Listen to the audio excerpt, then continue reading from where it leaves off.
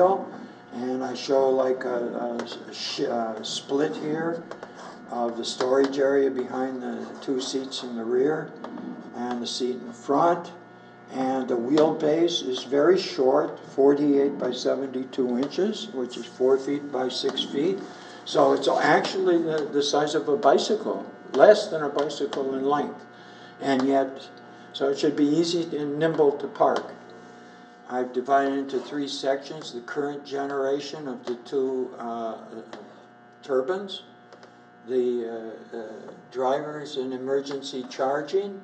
The trickle charging comes from there and there, and every week or 2, no sun, no wind, and you have to shake it for 2 to 4 minutes to charge up the capacitor bank so that you can like accelerate 3 or 4 times, hit a couple stop signs before these kick in, before you engage the air turbines at 10-15 miles per hour. And you can leave them on, you know, once they're engaged, even if you go slower and have to stop, you know.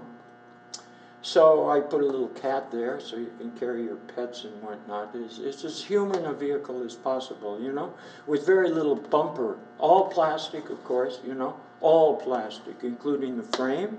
And we've been doing experiments with carbon things. That the wings of the Airbus have long since been made that way, you know. And plastic is replacing metals in many fields and being recycled, urban mining and so on.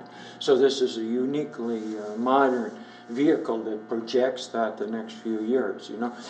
This is the steering mechanism that has been detached from the steering to be in charge mode. And there's magnets inside, double magnets going through 2 sets of coils, and there could be several sets in a column. And you need to shake it only a few degrees, and with a rack and pinion with the central steering, only this bar can turn you very far. So it's a very compact space, you know.